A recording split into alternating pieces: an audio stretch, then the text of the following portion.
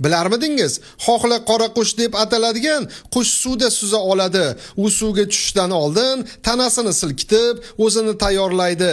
Keyin esa bir zumda sho'ng'ib ketadi. Uning maqsadi toshlar orasida yashinib olgan baliqchalar va mayda jonzotlarni topish. Bu qushning kuchli qanotlari unga suv ichida suzishga, hatto oqimga qarshi harakat qilishda yordam beradi. Suv ichida go'yo uchayotgandek ko'rinadi. Ora-chorada nafas olish uchun chiqadi-da va yana sho'ng'iydi. Bu juda chiroyli va mohirona usul. Eng qizig'i, uning qanotlari suv o'tkazmaydigan qatlamga ega. Shu sababli hatto tez oqimda ham qanotlari ho'l bo'lmaydi. Qishda ham sovuqdan qo'rqmaydi. Suvdan chiqqach 2 marta silkitsa, tomchilar tushib ketadi. Go'yo umuman suvga tushmagandek ko'rinadi. Xohla qora qush ko'pincha daryo bo'yidagi toshlar orasiga uya quradi.